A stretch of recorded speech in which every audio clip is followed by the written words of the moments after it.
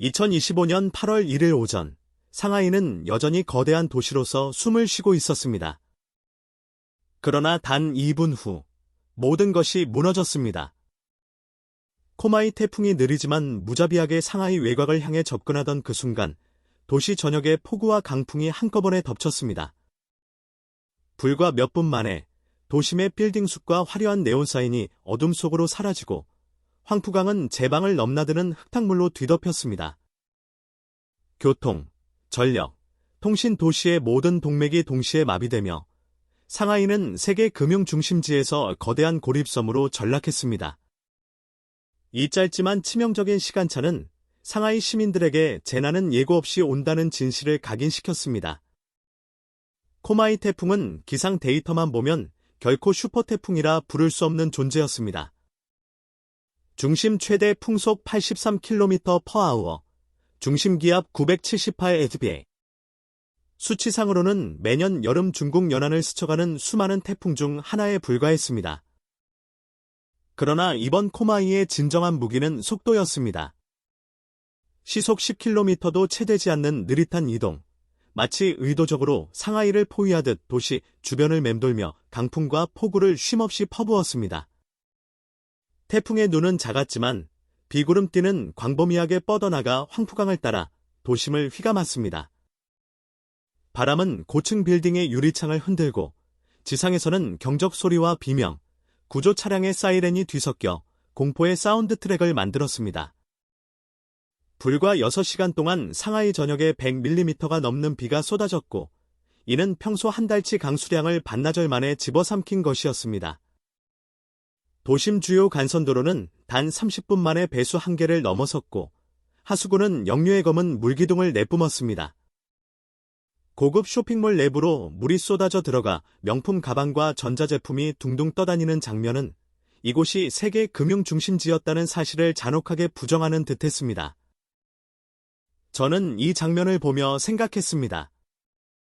자연재해가 무서운 이유는 단순히 강한 힘 때문이 아닙니다.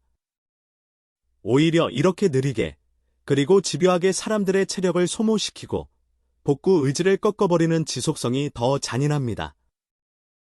상하이 시민들은 첫날에는 웃으며 이 정도면 괜찮다고 말했지만 사흘째 비와 바람이 멈추지 않자 그 웃음은 두려움과 무기력으로 바뀌었습니다. 빗물은 단순한 물이 아니라 사람들의 마음속 불안을 증폭시키는 매개체가 되어버렸습니다. 그러나 상하이의 마비는 단순히 태풍의 피해로 끝나지 않았습니다. 더 큰 악몽은 하늘과 바다가 동시에 움직이며 만들어낸 합동 공격에서 시작됐습니다. 코마이 태풍이 서서히 상하이로 밀려오던 바로 그날 새벽, 수천 킬로미터 떨어진 시베리아 캄차카반도 인근 해저에서 규모 8.8의 초대형 지진이 발생했습니다. 이 충격은 태평양을 넘어 중국 동부 해안으로 전해졌고 중국 국가해양 환경예보센터는 즉시 황푸강 하류와 저장성 해안에 180cm 해수 상승 가능성이라는 경고를 발령했습니다.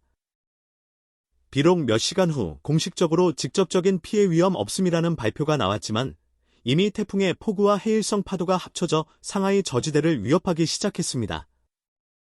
강과 바다의 경계가 무너지고 바닷물은 폭우로 불어난 강물을 타고 거꾸로 도시 안으로 밀려왔습니다.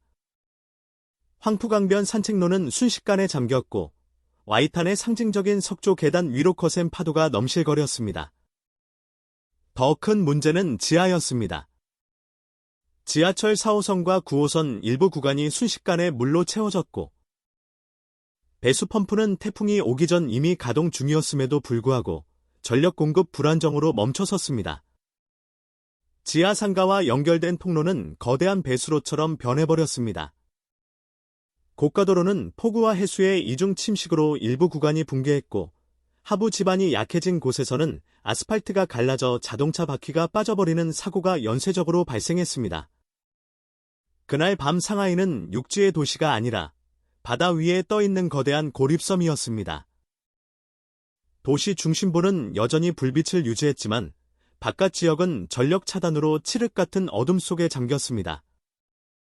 드론으로 촬영한 영상에는 도심과 외곽의 경계가 빛과 어둠으로 또렷하게 갈렸는데 그 경계선은 단순한 지리적 구분이 아니라 생존 가능성과 절망의 경계처럼 보였습니다. 이 상황은 저에게 하나의 사실을 일깨웠습니다. 문명은 튼튼한 것 같지만 자연이 하늘과 바다 양쪽에서 동시에 문을 두드릴 때 그 문은 너무나 쉽게 부서집니다. 그리고 그 순간 아무리 거대한 도시라도 무너지는 데는 단 하루면 충분하다는 것을요. 상하이시는 태풍 상륙 직전 28만 3천 명에 달하는 주민을 고위험 지역에서 긴급 대피시켰습니다. 그러나 이 숫자는 단순한 통계가 아니었습니다.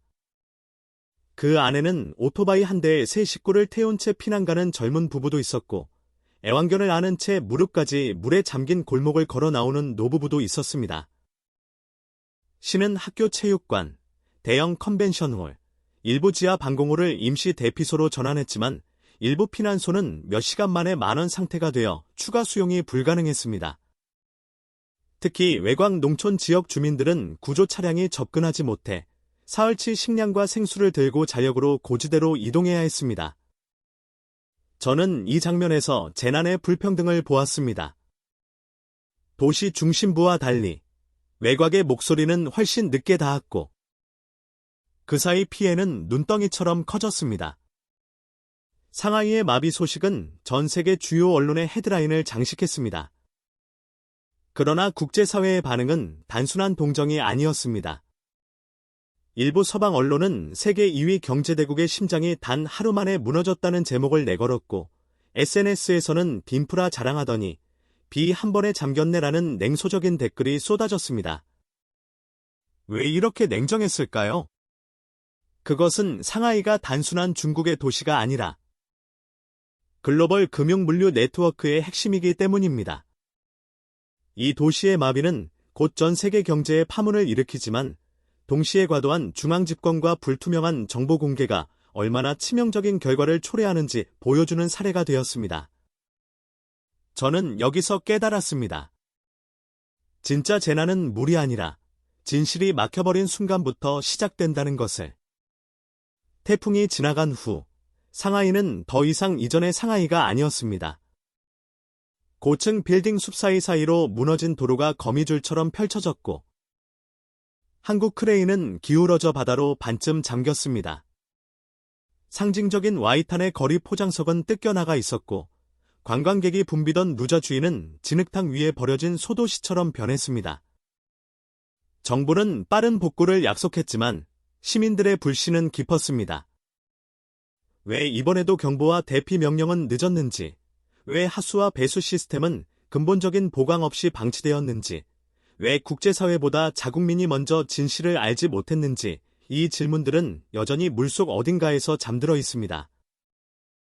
마지막으로 이 참혹한 순간에도 구조를 위해 목숨을 걸고 싸우는 모든 사람들에게 깊은 존경과 감사를 표합니다. 그리고 이 영상을 보고 계신 여러분께 부탁드립니다.